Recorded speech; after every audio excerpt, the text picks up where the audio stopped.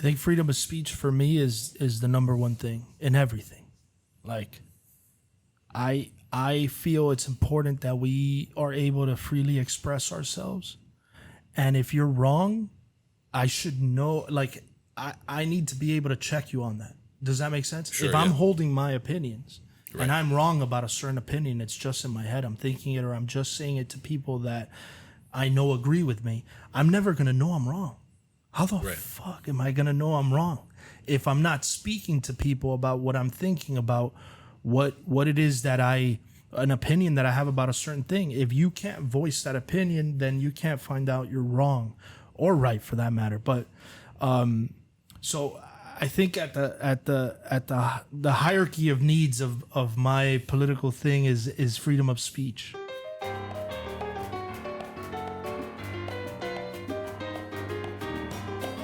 Welcome to a new episode of the Liberated Podcast. This thing has been dormant for quite a while. That is on me. This is a show where, for the uninitiated, we talk about liberty in all of its forms, the way that we secure, understand, and exercise it. I'm pretty sure I botched the order of those three things, even though I wrote that cheesy tagline myself.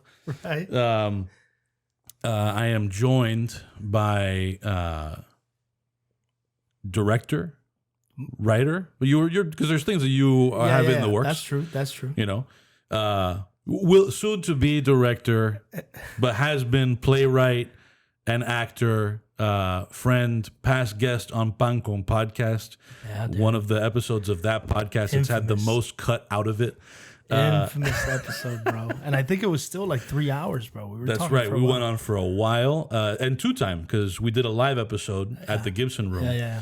But in both of those cases, Mike Beltran was in the driver's seat, so he's no longer a part of this. He's not a part of this situation, right? So I'm looking forward to having a conversation that that he's not a part of. It's intimidating after what I've seen, bro. That back and forth you had with with Mike. Things get testy. Yeah. So just to give a little bit more context, and you jump in if any of what I'm saying here is kind of off base, but you and I met when you were in the cast of Amparo.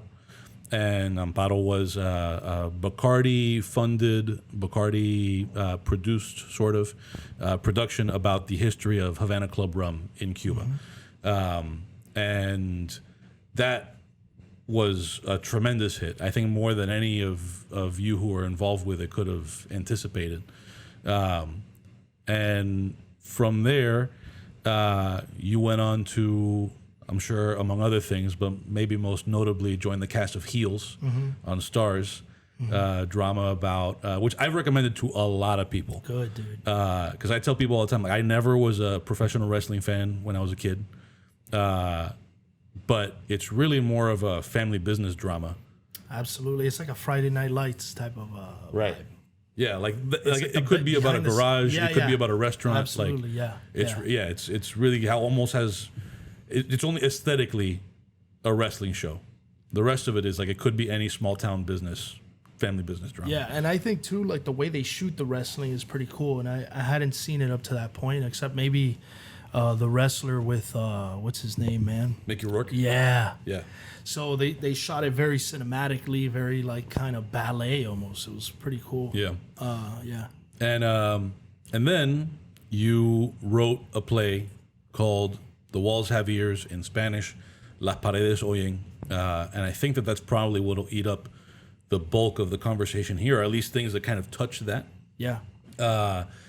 So, again, for the person watching or listening, The Walls Have Ears is a play about primarily three siblings, two brothers and the younger sister, and they're crossing paths from different perspectives in a Cuban prison, which I forget now, was it just modeled after, or is it actually set at Presidio Modelo? It's set at Presidio Modelo. Right, so it's set at Presidio Modelo, which is a notorious prison in Cuba at Isla de Pinos, or Isle of Pines, just south of Cuba, or off the it's a Cuban island off the southern coast. Of there was a time where I was gonna name the play Isle of Pines, actually. Oh yeah.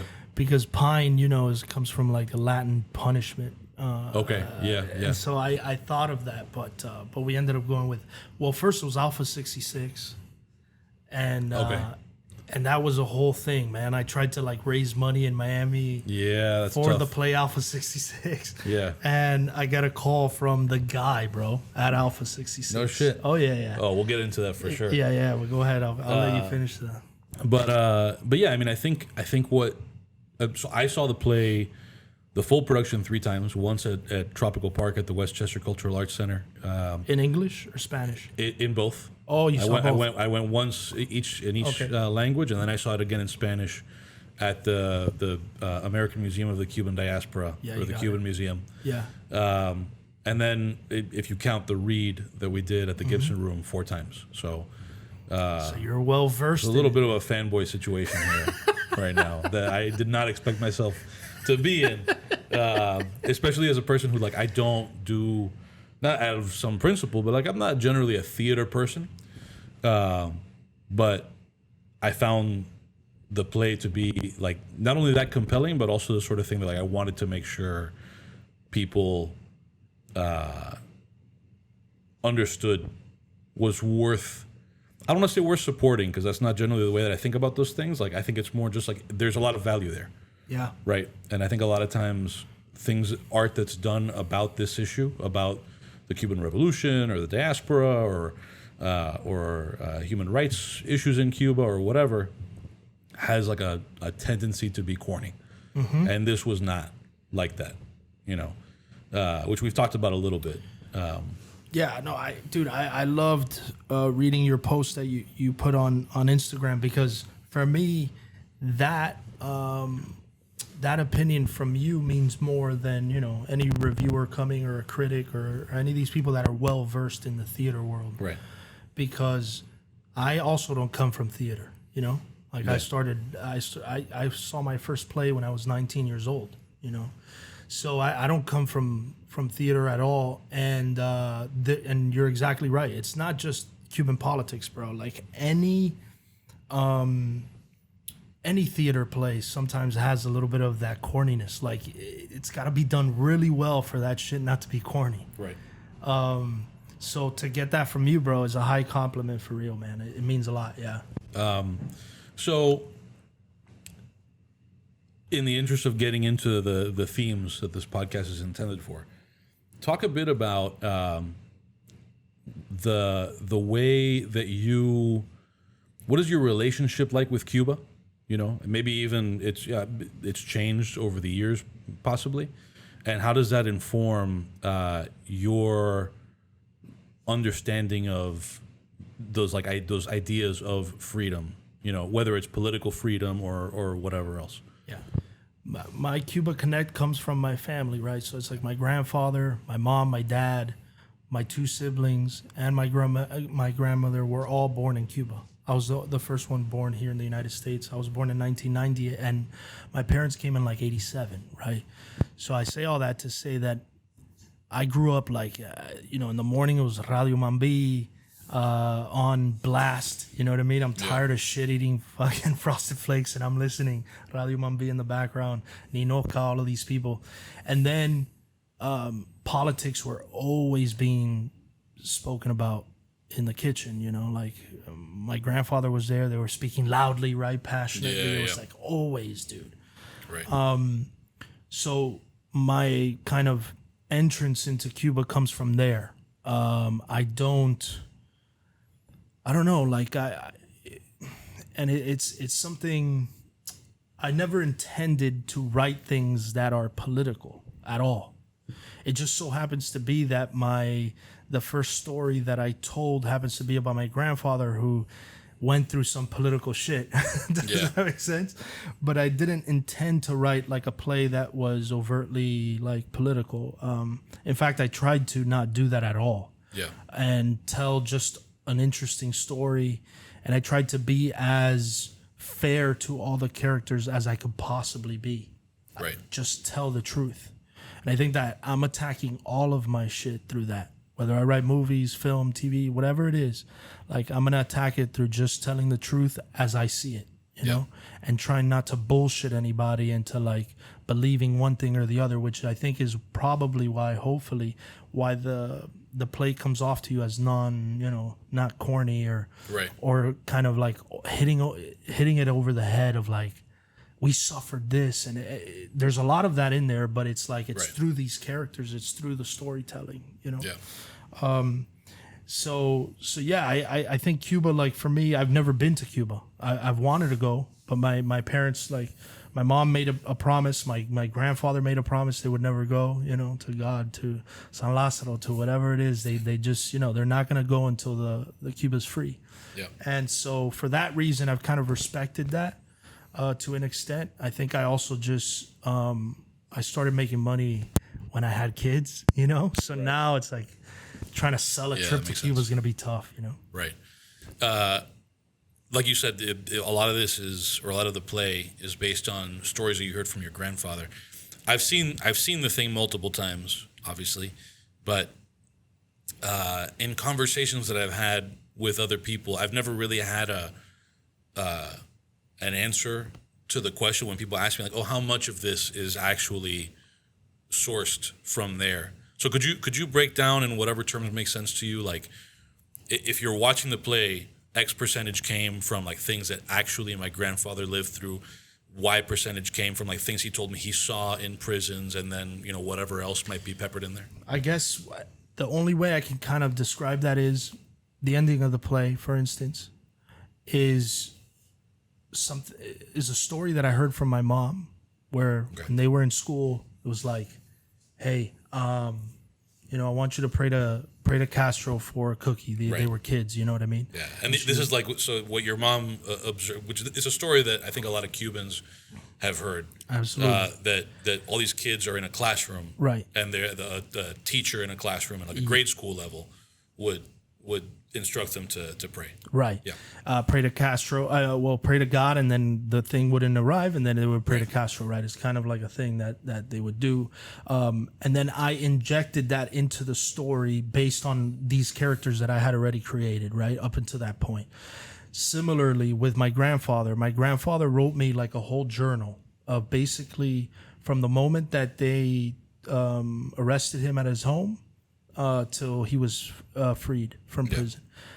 He wrote me that journal. From that journal, I read that journal over and over again. I had my mom actually read the journal to me because it was in cursive, dude. And my grandfather had like doctor's handwriting. I was like, dude, Mom, I need your help.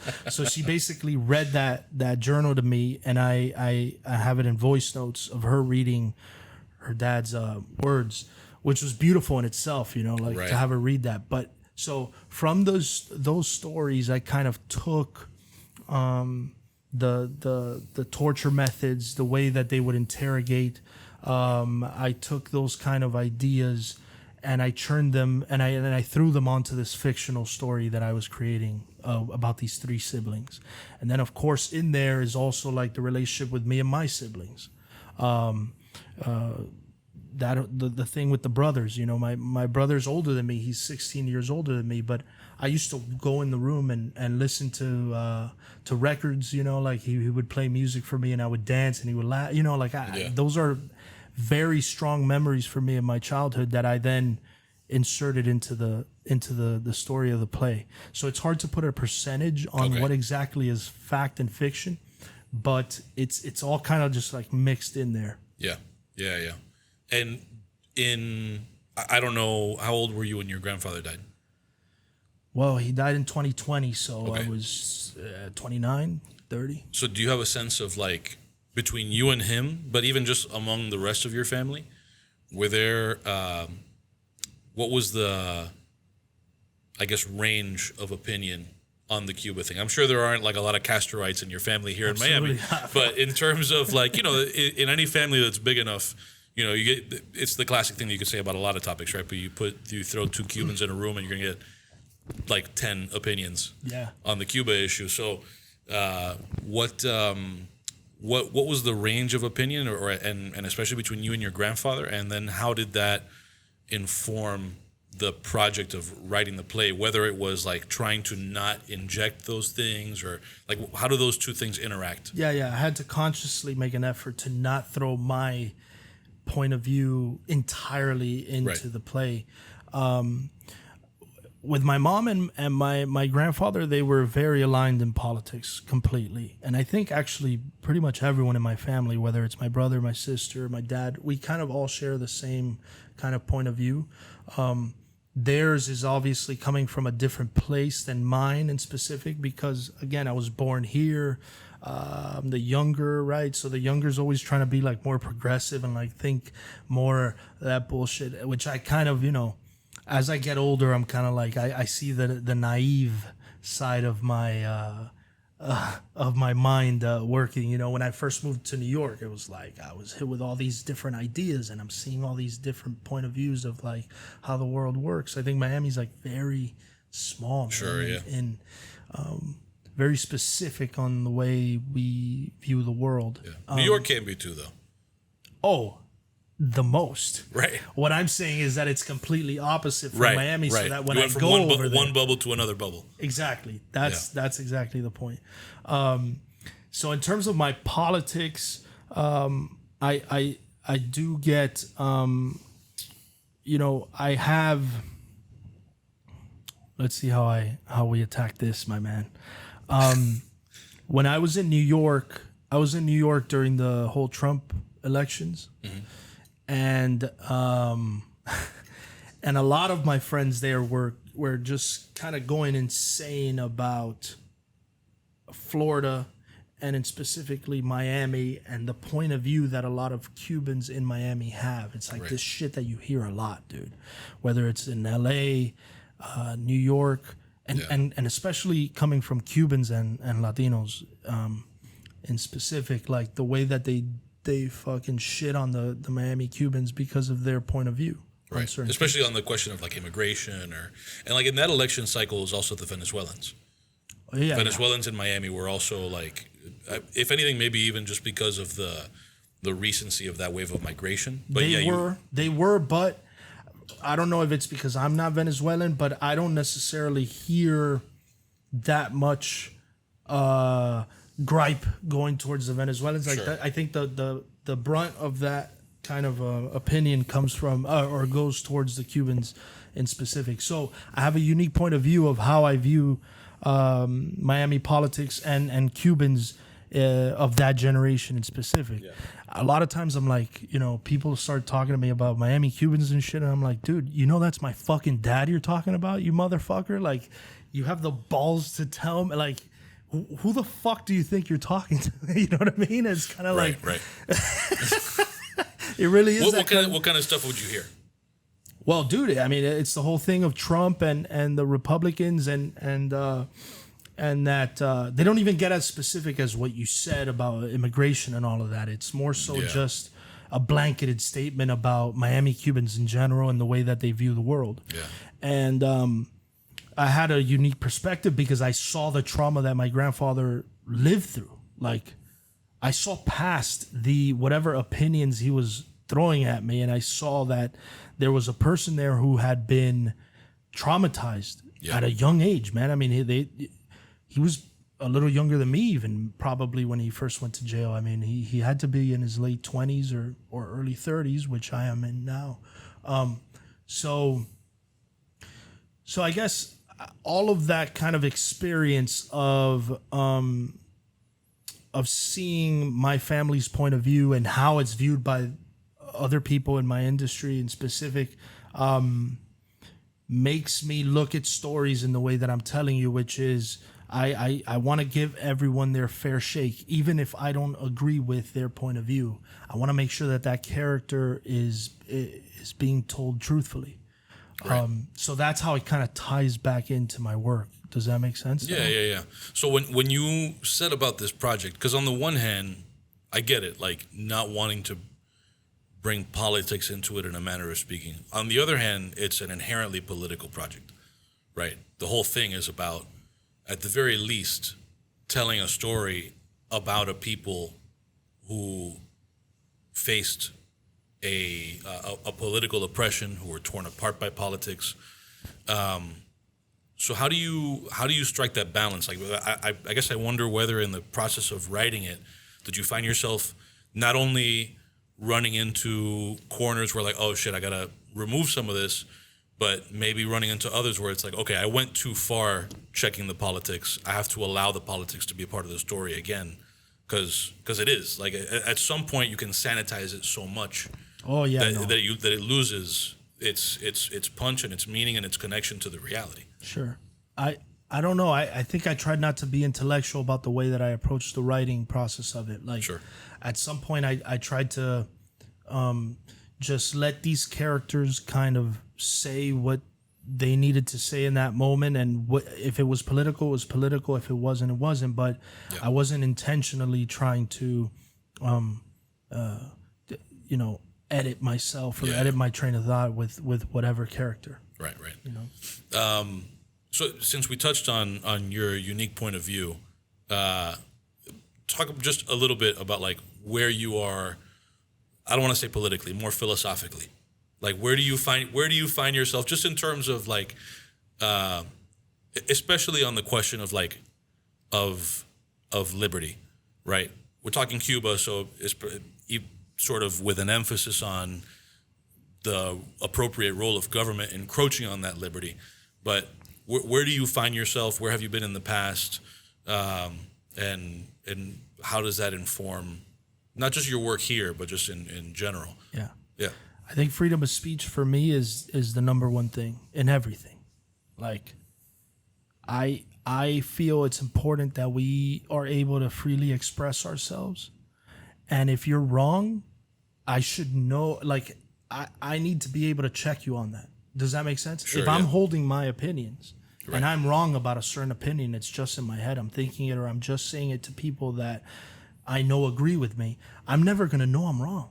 How the right. fuck am I going to know I'm wrong if I'm not speaking to people about what I'm thinking about, what it is that an opinion that I have about a certain thing? If you can't voice that opinion, then you can't find out you're wrong or right for that matter. But so I think at the hierarchy of needs of my political thing is freedom of speech. And I think both sides of the coin sometimes attack that. Interestingly enough, I feel like when I was living in New York, there was no ability to really speak what you thought or have any form of What sort of context were you in New York? Like, what was were you working on a particular project there? Were you in acting? Yeah. So I was in the theater primarily. When I was in New York, I was just doing theater. Yeah. And so I was in theater schools. I was in theater conservatories and theater companies and things like that. I linked up when I was in New York with a Venezuelan director by the name of Aminta de Lara, who I completely immediately had a bond with her because she was Venezuelan, older woman. She was probably in her late 50s at the time, and she had seen her country go from, democratic to Chavez and now what it is. And she pushed me to write this play. I think we were in the thick of it, man. It was like 2013, 14, 15, 16. It was, again, right in that zone of Trump and Bernie and all these guys. And so I was being confronted by this political bent towards an extreme left that I did not fucking agree with, Right. I don't agree with an extreme right either. I'm in the middle somewhere. Yeah. You ask what I am. I'm an independent, dude. Like, I go strictly based off what the candidate is saying. And the problem, I think, with our politics now is that they're almost forced to say a certain thing depending on what bracket, what side of the political spectrum that they're in. Right. It doesn't make any sense that there would be these like two buckets of thought that you fall into where, like, if you oppose abortion rights, it must obviously follow that you want lower taxes. Like one thing has not a single thing to do with the other. Yeah. So yeah, but when the higher up you get in terms of like the level of electoral politics, the more likely it is that people act like that's normal. Yeah. So I had that mentor, Amita de Lara, in an artistic way, because she was also very, like, you would think she's a super lefty because of how artistic she is, and she was, the way she lived her life. She was she was bisexual. She lived with a woman. She was painting all the time and doing theater and all these things that usually fall in the line of a stereotypical liberal, and she wasn't at all. And then she also had like that fire that I saw in my mom, that I saw in my grandfather, of like having a country ripped from you, and your whole lineage. I mean, she had money in Venezuela, and that was taken away. Like, so she had gone through this kind of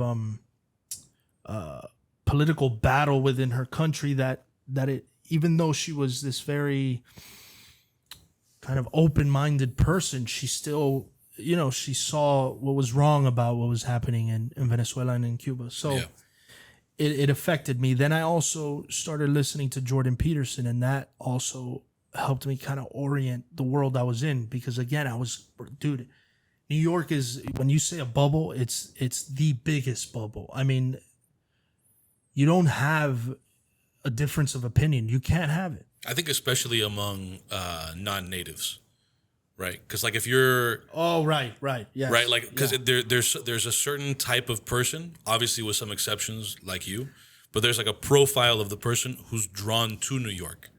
It's very different. Like if you just like drop yourself in a random block like in Queens, it's not going to be the same kind of monolith. But the set that like goes to New York falls into a few buckets. Yeah, the set that's running in the circles that I was running in. Right.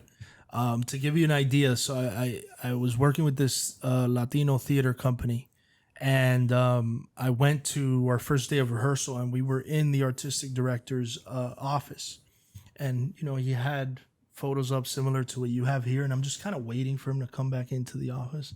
I started looking at the photos, and there's one of Che Guevara, one of Fidel, arm in arm walking through La Habana, and I realized in that moment, like, I'm in a different. This guy has a completely different point of view on the world than I do, and then it just fucks with you even harder when your family was directly affected by. Right. The point of view that he has. So I had to kind of like orient myself within all of that and try to see what is it that I believe. I had to pick a political take. Does that make sense? If not, I probably wouldn't have, because I don't necessarily like politics. Right. I had a sort of similar experience. At least it sounds like it. I'm like not shy about telling people, like, whatever room I'm in, I'm probably the most like anarchist libertarian nutcase in the room. And people ask how I get there. And I tell people all the time, like, it's primarily my experiences in Cuba and in Madison, Wisconsin. Madison, Wisconsin is like, will out progressive, out lefty, anybody. Really? 100%. Like, especially like in the center of Madison proper, right? Like, so the people in the suburbs and the rest of the state like to joke that Madison, I forget what the actual measurement was, but it was something like, Madison is 14 square miles surrounded by reality. And it makes sense, right? Because it's like, it's a major college town, and the university is right up against the Capitol building. So everything about that city revolves around all the government money. So in the minds of people there, it's like anything good that we have comes from our proximity to the state, right? That's at least the way that I sort of made sense of that phenomenon, right? And how, like, the farther you got from the Capitol building and the university, you see a little bit of it in Tallahassee too, right? Or people who are in the economy around Gainesville. But this was like that times 1,000 because they were right next to each other. Got it. and just conversations that I would have with people there, and even in social situations. Like I was there for the girl that I was dating at the time. That was why I moved there. And it got to the point that I would be like asked to not go to things. Not because, like, I'm not a nutcase. You've been around me in enough situations. I don't show up in a room and just whip out a bullhorn and start yelling libertarian shit at people.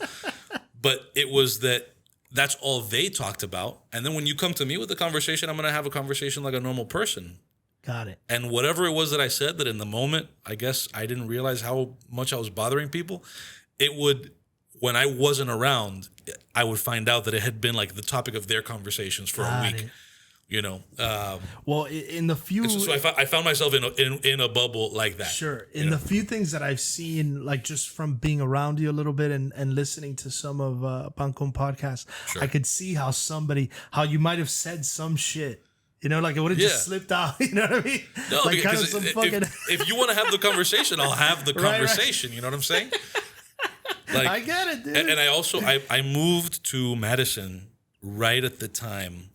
I don't know if you remember this in the news, but at that time, Scott Walker, who ends up running for president as a Republican a little bit down the road, it didn't win the nomination, but at that time he was pretty freshly elected as the governor of Wisconsin. And he was, there was basically this whole thing about him doing away with the teachers' unions' collective bargaining rights. And I'm all about that. It's fine with me. But I'm talking about like over there, I actually had to walk from my apartment to my office, and my office was right across the street from the Capitol building. So like almost right when I arrived, there's protests every day surrounding the Capitol building.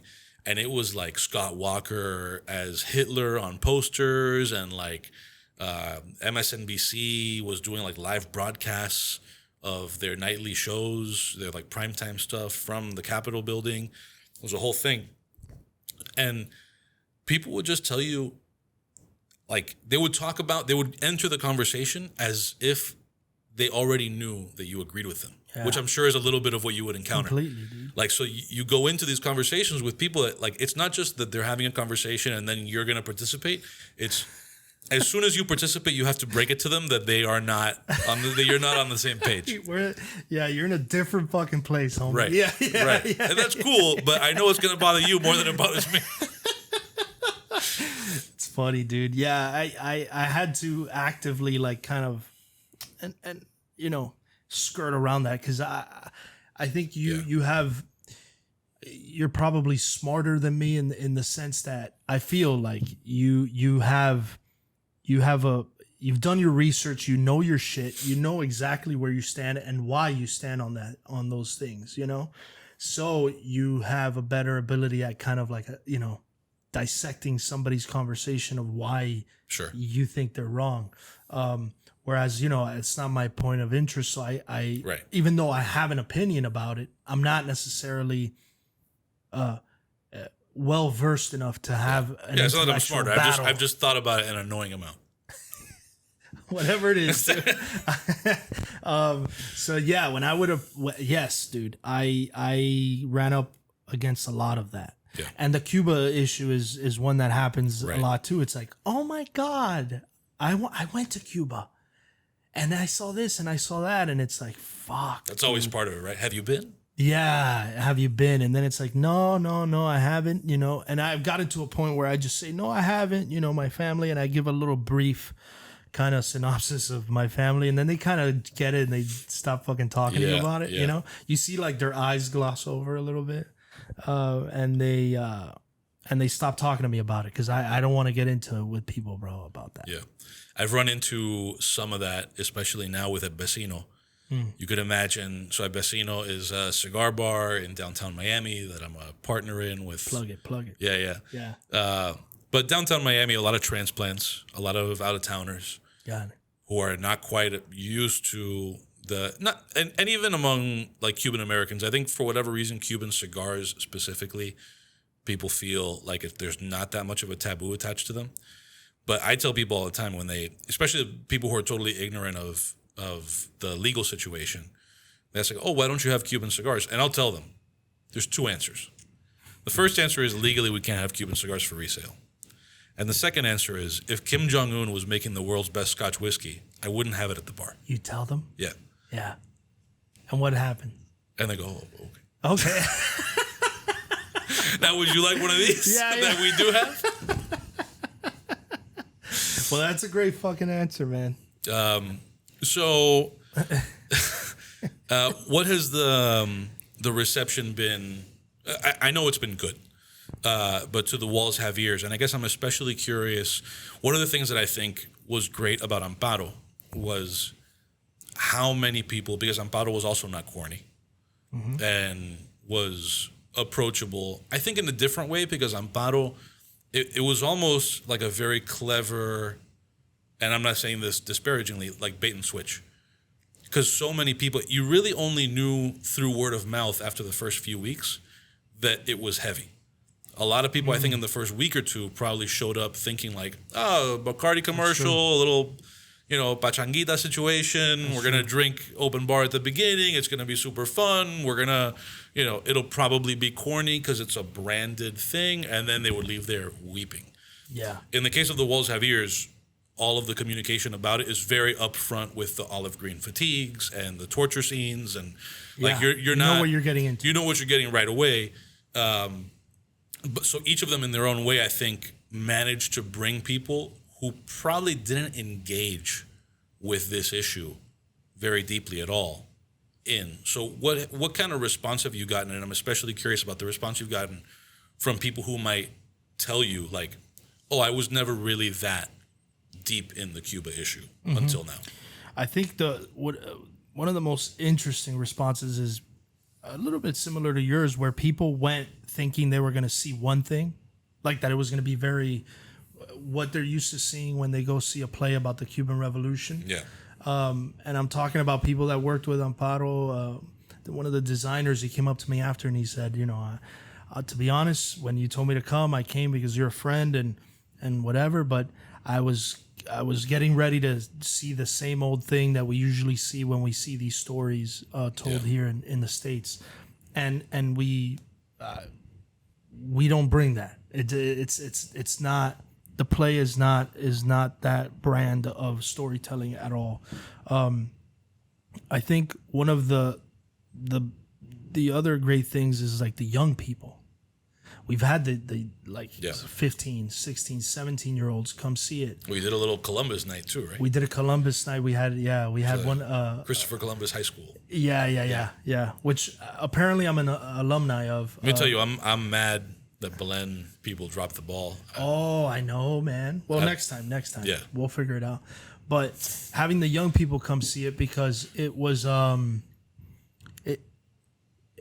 tried to write the story, in the lack of a better word, as cool as possible, like as film, Scorsese, Tarantino-ish as I possibly could, and I think when people see it, there's violence, there's cussing. I mean, it's pretty raw in that sense.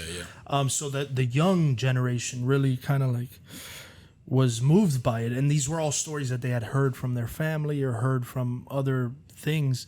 And to then see it kind of played out in this way, in this very visceral way and very raw, and the actors are, amazing.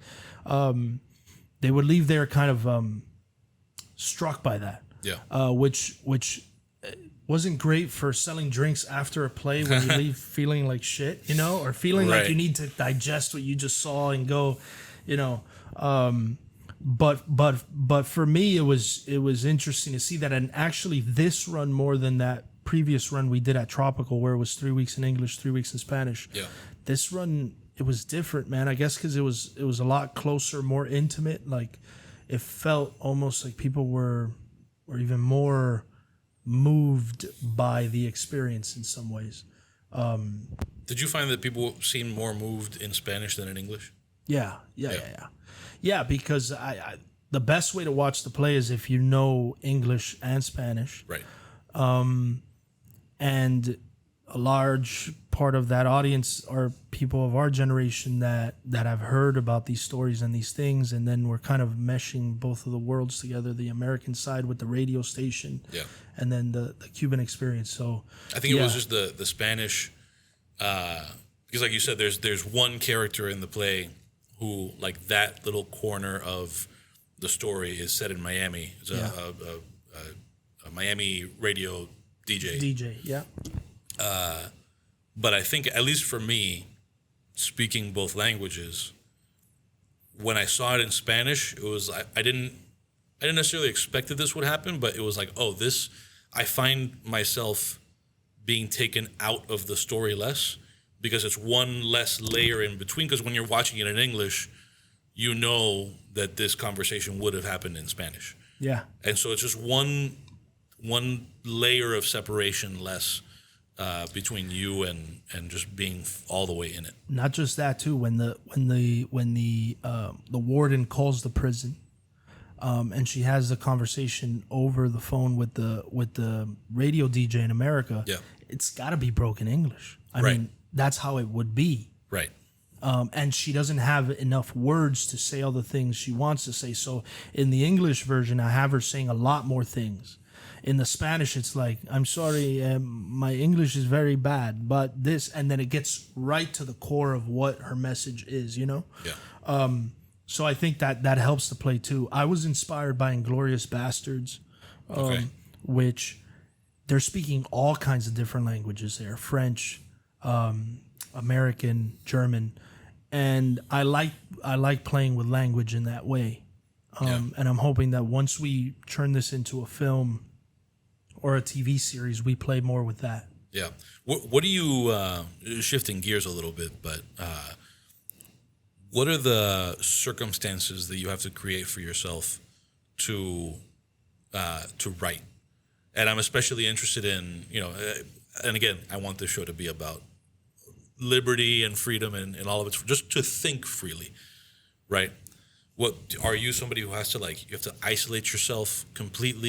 You need to be in a certain place. You got to, like, I don't know, not be on an empty stomach. Like, what are the conditions that you need that you feel like, all right, my brain can go to whatever places it needs to go to do this thing? So when I wrote this play, I was in New York by myself in an apartment on the third floor. Intentionally? In Queens. No, I was just happened to be in that scenario. And I think I now whenever I write now, I gotta kind of recreate that experience to some capacity. It's a weird thing now where I need that kind of isolation, like you're saying. And then I like to have different inspirational things around. And what I mean by inspirational is like a book or a specific movie that I'm watching that has a similar tone and feel of what I'm trying to get to with my thing. Listening to certain documentaries, podcasts. Like I try and completely involve myself in that kind of world. Same thing I do with characters when I act. I try and build this kind of layer of a bubble around me. To be able to then create freely and take from everything, because that's one thing I definitely do is I take from everything. And whatever I find interesting, I try and see how I can take that and apply it to my stories. Yeah.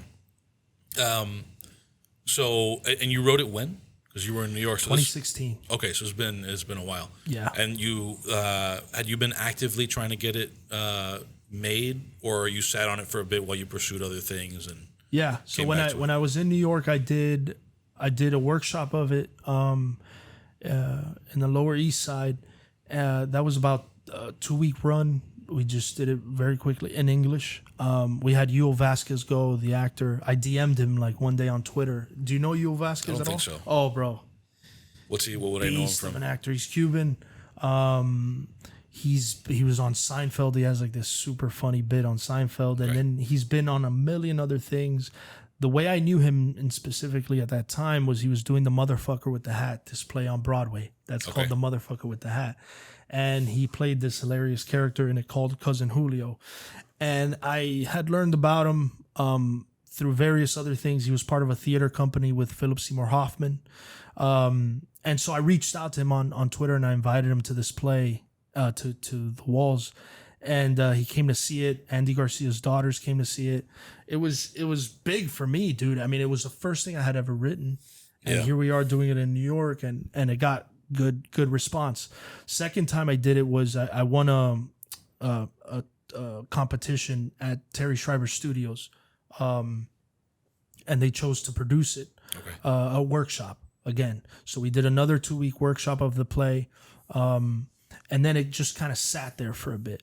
I ended up, I got to make money acting. So I kind of turned my attention towards that. Amparo happened. That took a big chunk of my time. Moved back to Miami, did Amparo for 8 months. Then went back to LA. Like you said, Heels happened. A bunch of other shit happened. COVID, all of those things. And then we start a writing group. With a bunch of different actors here in Miami, and we start reading my play, because we're just reading each other's works, and we're trying to see, we're just trying to keep the acting thing going because COVID had completely shut us down. And that's when the play kind of reemerges. I link up with Gabriel Bonilla, who's the director of it, and we start putting on these readings. And then I see the response from the Miami community because I had never done it in Miami. It was my first time doing it to a Miami audience. And then from there, we had the opportunity of the Westchester Cultural Arts Center. We moved it over there. But that was kind of the process of it. Yeah. What were some of the criticisms of the play? Because like we said, right? I mean, you talk Cuba with a bunch of Cubans, you're going to get... somebody's going to be upset by something. Yeah. I think here in Miami, it was the bad words. Okay, sure, yeah. They're like, why does it have to have the bad words? That's fun. I wouldn't have expected that. Oh yeah, dude. That's funny. Like, yeah, and it's a specific generation too. That in English or in Spanish? Spanish. Really? Yeah, they were just not into it. Yeah. It's one of those things where you're like, well, I don't know what to tell you. We had people leave. I mean, there was not people. There was 3 older women who went to see the one in Westchester, and I saw them come out of the theater and they were super pissed. I was like, weird, man. I mean, the play it gives people certain reactions to it, and they leave charged up, but they left in the middle of the play and they were super pissed off. And they left, and I wasn't able to find them outside. Then on Instagram, they went on like a tirade and they tagged us and they commented on our posts and just saying basically, I knew it was them too because of what they were saying, that they had to leave and all those things. Over that? Was it because of the vulgarity? Man, over the bad words. And That's I'm like, weird. Guys, we're trying to tell this story to a different generation in our own way. Yeah. I would have imagined that like maybe more people would take issue with which I thought was one of the strong things about the play. And we talked about it when we did the thing at the Gibson about writing Madre in a more sort of humanized way. I would have imagined maybe more people taking issue with that or I don't know, some other little detail, Yeah, me too. And no at all. Yeah. Quite the contrary, actually. Dr. Orlando Gutierrez loves that character because of that. Right. Because I'm giving her fair due so that the person who's not completely entrenched in Cuban politics can kind of understand a little bit what is going on over there.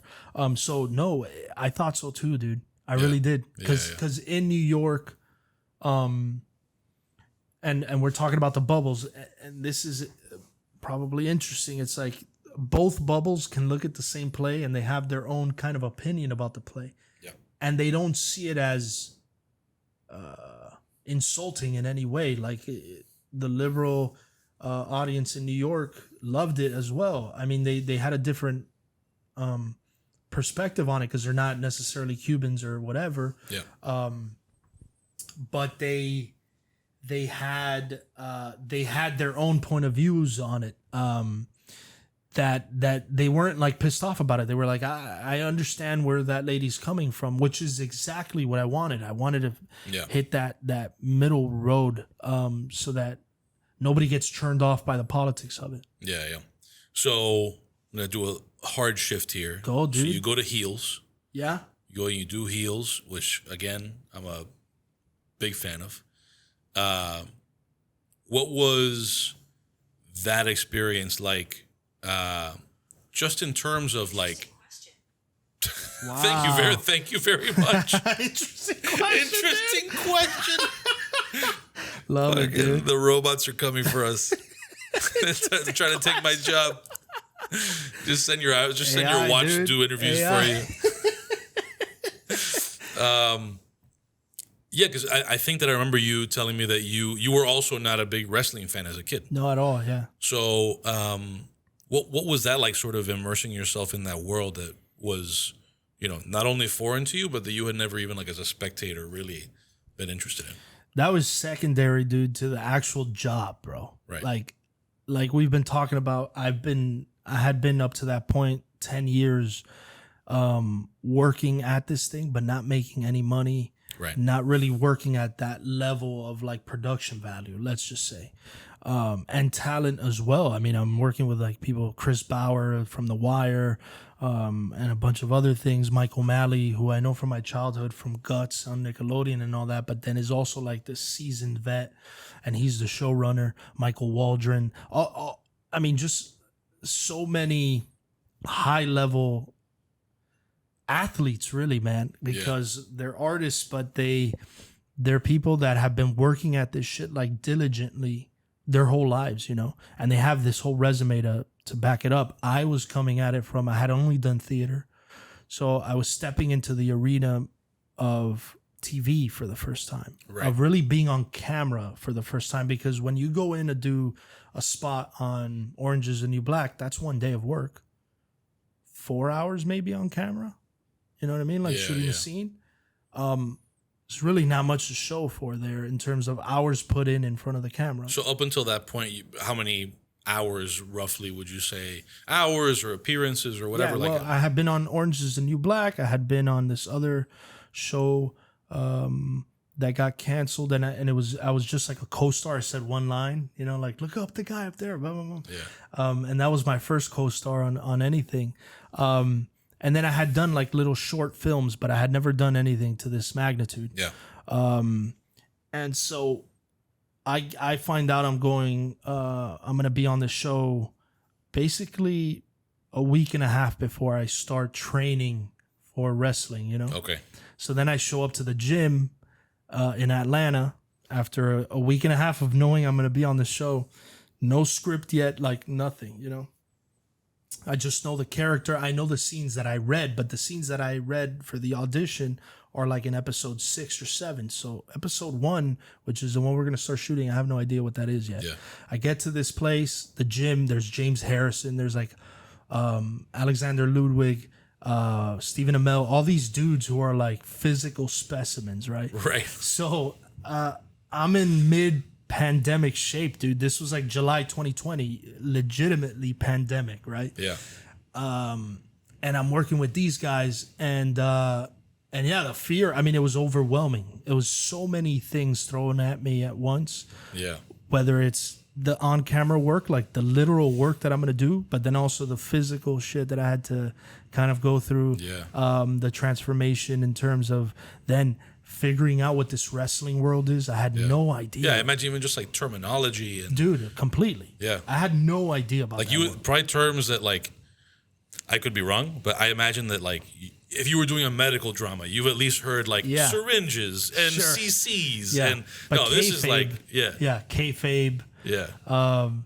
There's just terms that I had no idea about. And it was very much just thrown into that world, bro. It was overwhelming, man. Yeah. So is that obviously you had written the play a long time before, but is that roughly the time that you realized like that you're able to start pushing? I guess the question that I'm driving at is how much does getting that gig, which I'm sure changed your situation pretty drastically, free you to do other things? Because that's about the time that you launch your podcast. There's, I don't know, but I imagine that's about like being there and being able to be freer elsewhere accelerates the progress that you can make on the walls. So what does that do to everything outside of Heels? It affects everything. Yeah, money specifically. I funded both productions of The Walls Have Ears completely myself. Yeah. We got some fund, we got some sponsorship the first time, but not even 10% of what the full-on budget was at the end of it. And the same thing this time. Actually, even less money this time, because we had a quicker turnaround of like figuring out, we're gonna do this play now. So for me, it put me in a different space financially, and it freed me up to be able to start creating some of these projects that I care about, and then the podcast obviously as well. Yeah. The podcast just happened to be that I had always had this idea of doing it because I love podcasts. I've been listening to Mark Maron forever, Joe Rogan, all these guys. Yeah. And then I found myself in that unique position that I was on this show, and it was COVID, so we were each other's company for a large part of that shooting. It's not usually like that. Sometimes you don't even meet your co-stars, Right. But in our specific environment, we worked out together, all of those things. So then I had access to CM Punk, for instance, to James Harrison, to Ludwig, all of these guys. So I just kind of built a friendship with them first, and then brought them on for the podcast. So both of those things just so happen to kind of coincide. And whenever I'm working on anything, I'm trying to think, how can I build this shit to work on my next project? Right. I'm constantly thinking about that. Yeah. And the podcast was perfect for that. And then the money, obviously, that I made from Heels. Season 1, I didn't make as much. So season one, I was a recurring on that. Right. Wasn't making that as much money as I made in season 2. And then once season 2 happens, well, now I have some freedom here. What am I going to do with it? Right. And it just so happened that the play it found a place that at Westchester that they weren't charging us rent full on, like it wasn't a weekly rental kind of thing. And so I just had to kind of cover their hard costs. We're getting into the weeds here of the thing, but it's the truth, And I think it's important too for people who want to put on their own work. It's important to talk about this because if you don't have the money, you can't do it. Yeah. And at the same time, and to somebody who's never done it, that whole aspect of it might just seem so intimidatingly opaque and mysterious. Like people who have no concept of what that might even look like. Yeah. No, and there's people that don't even think that's a possibility or aren't willing to risk the money to do it, because you might have the money, but you don't want to risk it. Right. Like a lot of these plays and things that are being put on in different theaters that are already established in Miami, nobody there is losing money at all. Right. Because the theater gets grants, the theater gets Give Miami Day, the theater gets all of these things. They don't even really have to sell tickets that much to make their nut. At the end of the day, they got that covered. And then the artists that are working are just paid artists, So if they're going to do your play, they pay you a fee, that kind of thing. I was approaching this from a completely different standpoint of I'm putting the money down, I'm hiring everybody. And for me, it was a mind blow. I had never done anything. Dude, I'm an actor, bro. You know what I mean? I had never ran a business, which is exactly what that is. At the end of the day, I was hiring teams to do certain things, and we were selling tickets. It was a business completely. Yeah. And now you got the marketing department, you got the PR, you got, and a lot of that fell on my shoulders. So it was an extremely stressful situation both times, but it was an important one, man. Yeah. What's been in that process of taking that on more or less yourself? Yeah. Right. What was the biggest fuck up that taught you a lesson that you'll take into whatever the next step is for the Walls? Well, contracts. Okay. Super important. Contracts, because people will say certain things and you might have a relationship with certain people, but then when it comes down to brass tacks, it's like, what does the contract say? That's the most important fucking thing, is what the contract says. So there was like very business entrepreneur lessons that I learned, not really artistic lessons. And that's kind of what I meant. Yeah. So totally, dude. Contracts, then also dealing with different people. You know, you're dealing with the actors, you're dealing with the behind the scenes people, you're dealing with the crew, you're dealing with whoever is hosting your play at that moment, you're dealing with all of these different departments, marketing, dealing with the PR people at other areas, right? Radio stations, blah blah blah. So you're kind of you have to learn how to put out fires instantly. People are constantly calling you with fires. I mean, daily, right? You show up, you're in a great mood, and now we have a fire for you to put out, and the show starts in 1 hour. You know, it's that kind of thing. Yeah.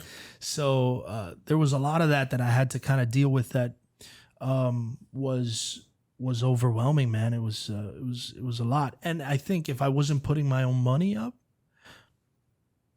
I think that minimizes a lot of the stress, you know. Right. But because it was my money, like there was real consequences. Yes, there's stakes. Everything. Yeah, high, dude. Yeah. Which is a little bit in my personality. I mean, I moved to New York at 19, completely high stakes, dude. But when you're young, you don't necessarily see it. Now I have two little girls. I have a wife. And there's certain things that need to be paid, you know? Right. And then there's a certain budget, and there's numbers, and there's things that, before I wasn't, you know, I was like, let's risk it. Let's, you know, bet the house on it. Yeah. So I think this time I'm kind of learning how to gauge that. When do I bet the house on it? Right. When do I not? When is it smarter to punt? I think in both of my situations here at Westchester and at the museum, there were opportunities that I had to jump on, you know? But going forward, I'm definitely going to be much more patient and diligent with how I choose, when I choose to, you know, blitz. Yeah. So the last thing I want to get into is, speaking of contracts and work, budgets and livelihoods, I haven't really ever sat across from somebody and talked to them about this whole actors and writers strike situation. Okay. So I have somewhat of an understanding of what the issues were there, but I'd like to start with just you kind of summarizing from your perspective and in your work, because I feel like maybe you see some of that a little differently than what sort of layperson like me would have been exposed to just in like coverage of it. So how do you see the strike, before getting into even like how it affected you or whatever? Just like what were the things that were at stake, and how much did you think that they were that the way they were being approached reflected how important you thought those issues were? Yeah. AI was kind of being pushed as the most important aspect, or one of the most important aspects of both strikes, the writers and the actors. Yeah. And then there's residuals from streaming channels, right? Yeah. So the old model was ABC, CBS, NBC, all of these big companies, and they still are like this. You do their show, they pay you a certain amount. Now, almost quarterly, they send you residuals. Right. And on those shows, the residuals are high. You know, like, I mean, not what you got paid the first time, but they're enough to it makes keep a difference. You going. Yeah, totally. And then also there's the health insurance. You got to qualify. You got to make a certain amount a year as an actor to qualify for health insurance, right? Yeah. So those residuals go towards that health insurance. So it's a big deal, right? The residuals. Since streaming took over, that kind of, when it comes to the streaming channels, that's completely done. Like today, I got like $30 from Netflix, right? Right. As a residual. Yeah. So literally $30, and sometimes it's even cents. And is this $30 that comes from Netflix streaming a network show, or like what? No, that's like a Netflix show. Netflix show. Okay, so you were on a Netflix show, and and then I get these residuals every once in a while for that show. Okay, but they're not the same amount as these ABC, NBC, whatever. So the kind of the big argument is that it's becoming less and less possible for an actor to make a living because those residuals are kind of going by the wayside, especially if you're just working on streaming shows, which some people are, you know. Yeah. So that was a big point of was a big argument with them. The AI is a little murkier because it's a very new thing. Yeah. And some of the language, again, contracts. Yeah. You're dealing with high level lawyers here coming up with these terms and things. But basically what the both unions were afraid of is them being able to, if you're an actor, they can take your likeliness and just use it. Yeah. Whether it's to train AI, right? So they're like training AI to write scripts, and then eventually as actors to perform and all of these things. So they can basically take Marlon Brando and Jimmy Dean and then put them together and create like this super actor, right?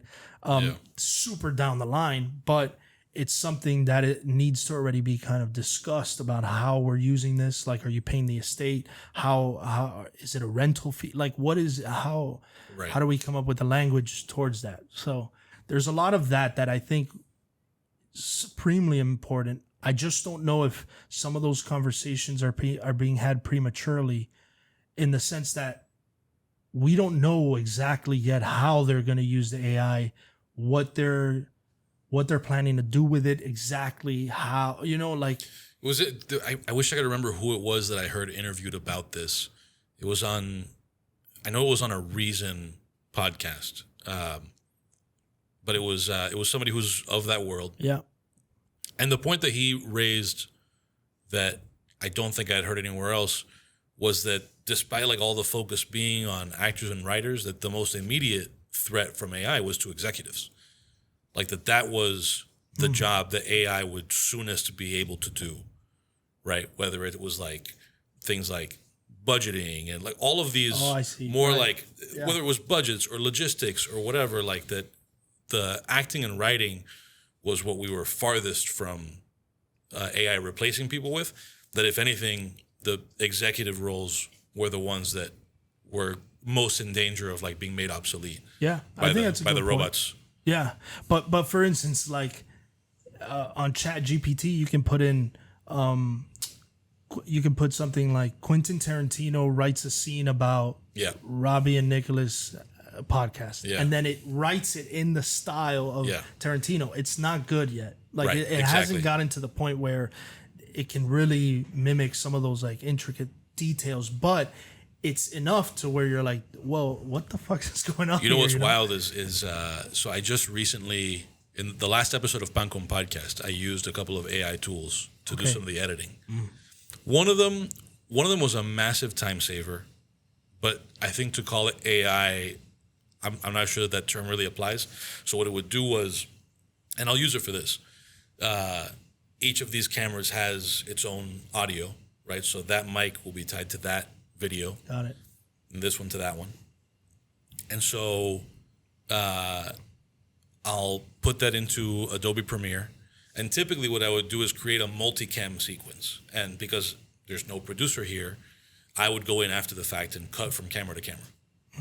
What this thing does is it identifies, okay, the audio's peaking while Nick is talking. And so it'll switch to that camera and so on and so forth. And it has some sense in the code of like, and it gives you the option of, do you want to anticipate by about a second, right? So it would cut here about a second before you actually start talking, so that the cut doesn't happen when you're mid-word, that kind of thing. That is interesting, but it feels like more of a mechanical, like, okay, it identified the peak, and so it assumes that means somebody's talking, and it puts it there. But that took like a 4-hour edit down to literally 60 seconds. Wow. Crazy. And the results were solid. The one that was freakier to me was, and I think there's multiple platforms that do this now, it's called Opus Clip, but I'm sure they have other competitors. So I would then, like, once this is on YouTube, I'll plug it into Opus Clip. I just give it the YouTube link. And I don't know if you've seen any of the clips that we were putting out of Mike's conversation with Andrew Friedman. I didn't edit a single one of those. Get the fuck out of here, bro.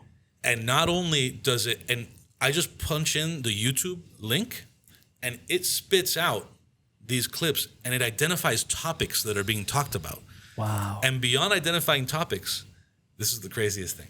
With each clip, it gives you like a 1 paragraph synopsis along the lines of, like, for this, it'll do something like, this clip is compelling because the guest starts with an anecdote.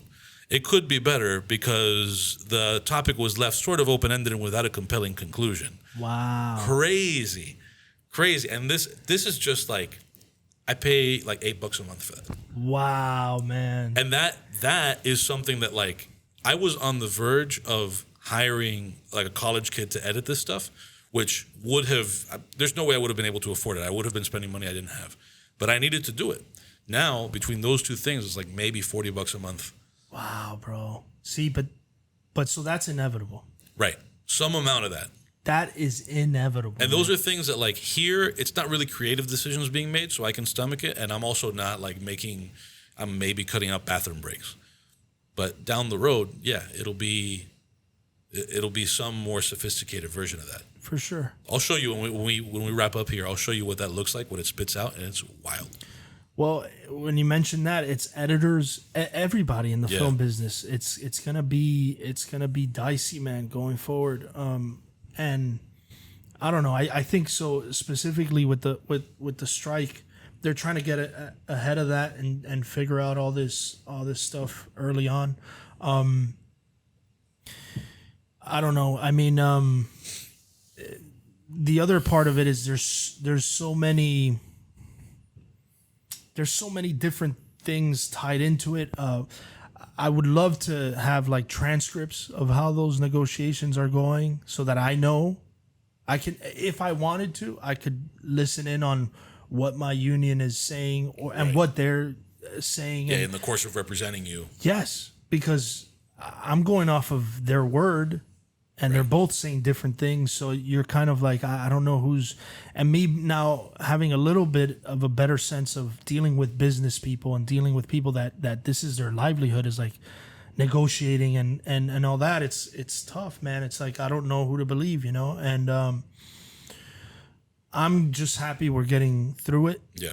And every 3 years we can have this battle again. Hopefully not to this extent, but now at least the threat is there of, guys, this could go into another strike. Like, we mean it, because it just happened. What's your take on, like, what are the things that I found most, I guess, interesting about the strike as an outsider, just kind of seeing it play out in the news, was on its face, I see it as a labor union negotiating about the terms of their offering their labor, or its members offering the labor. I guess one of the things that maybe makes me, on like an emotional level, less sympathetic is, like, I got tired of seeing some of the actors and writers treating it like tonally as if there was like a human rights abuse happening here. You know what I mean? Like the aesthetic of the picket signs and the chants and all that stuff. Like, I don't know. To me, it was just like, why should the rest of us give a fuck? Like, I don't like tell you about whatever I'm negotiating with people. Like, I don't know. I don't think that I still like quite get it. And I even wonder whether, to the extent that, obviously some of it was that you want to affect public opinion because it's such a massive industry that touches everybody, that you want public opinion on your side and for the other side of it to feel that pressure. Yeah. But I almost wonder whether some of that may be like backfired. And part of why I ask is, like, you don't strike me as the picket sign type. Yeah. So I wonder whether you saw that stuff and thought, like, man, I wish that I was being represented stylistically in a different way. Yeah, I think and we all speak about these things behind closed doors, right? So, like, we're all speaking to each other like, dude, what is this about they're doing a dance in front of Disney Studios? Like, what the fuck is going on? I don't think I heard about a dance. Oh, man, they did dances. They did, like, just stuff where it's like, man, I don't know if that is, helping at all. Right. It might be helping you feel better about doing something. Yeah. Like, Which you're entitled to try to feel better, but sure. The other thing about our union in specific is that there's a very small portion of us that actually make money acting. Right. What portion is that roughly? Oh my God! I mean, it's I don't know the exact number, but we're talking 2%. Okay. I mean, it's small. And when you say actually make money, you mean like actually make their anything? living? No. Okay, Make like a their livable, living. like that can be your full time thing. Yeah, they don't have side gigs. Like it's very small. And then within that 2%, there's an even smaller amount that makes enough money that they're fine with not working for a couple months. You know what I mean? Yeah. So there's a big chunk in there which I land in, which is the chunk that I can't go 2 months without working. Right. For many reasons, like I mentioned earlier, the health, I actually land a little bit on the other side of that this year, but there's other years where I wouldn't have, you know. So my point is, you have all of these people with opinions on, oh no, let's keep striking.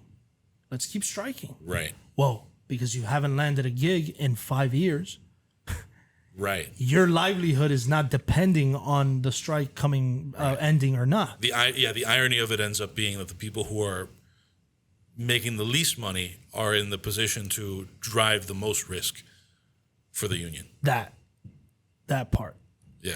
And then there's also so there's two extremes. There's that actor who doesn't make their livelihood off of acting, and then there's the other actor who does and makes a lot of money and says, no, yeah, the strike is good because the smaller, the smaller parts don't make enough, and all of those things could be true, and I think there is definitely improvements that we can make salary wise. Like producers, they get away with a lot of stuff in terms of not having to pay talent what they should and all of those things, and I completely agree with that. But where I was a little bit where I would get a little bit frustrated was that, like, if I hear an actor who is not necessarily paying their kids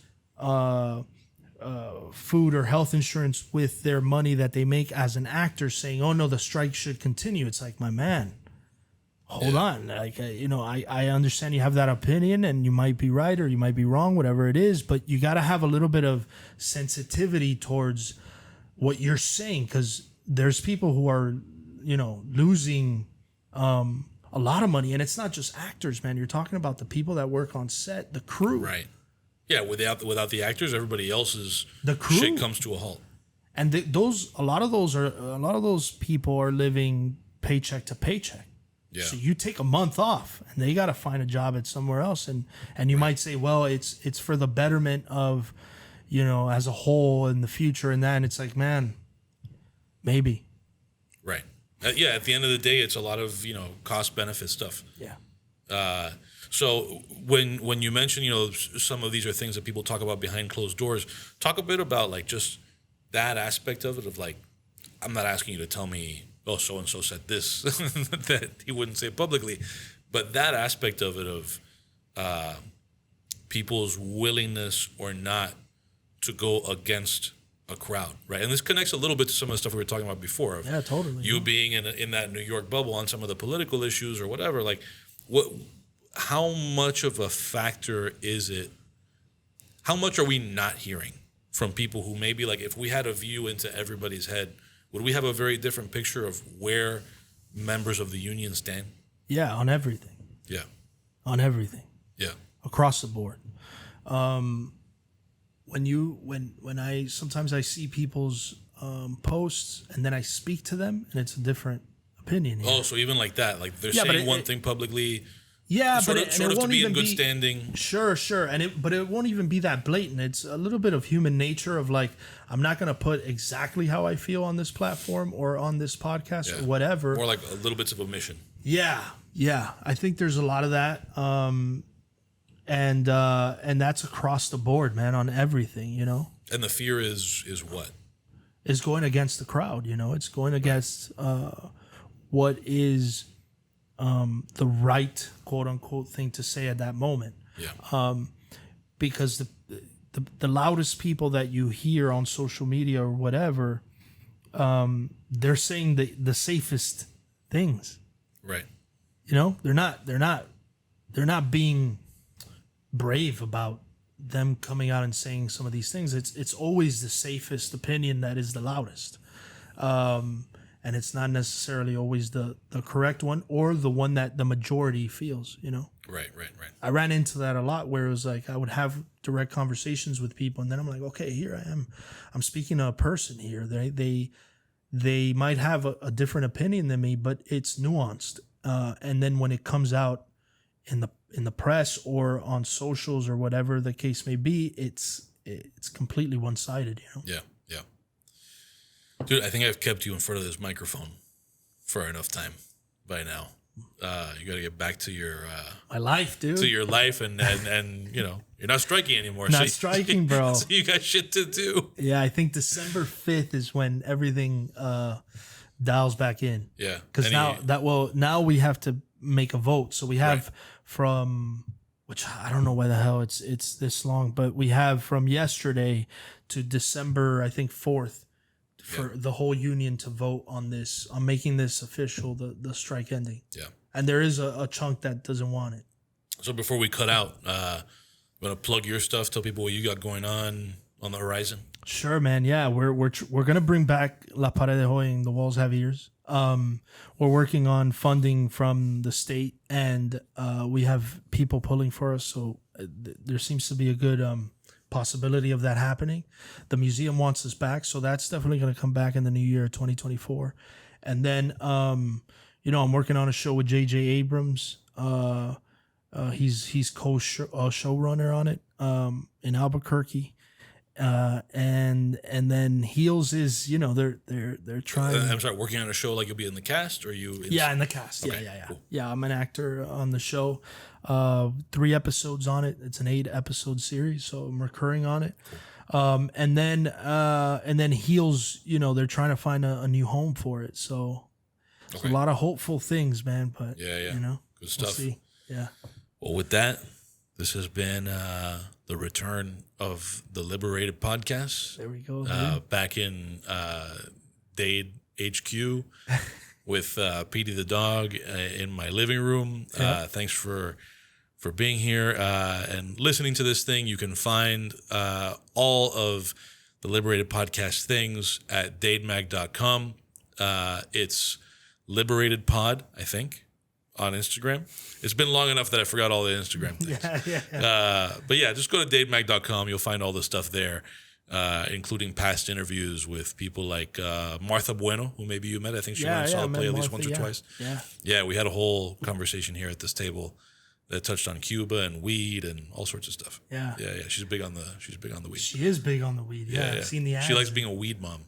Weed mom. That's what's up. She's cool though. Yeah, for sure, dude. Yeah. Yeah, that's it. Thanks, man. Thank you, brother.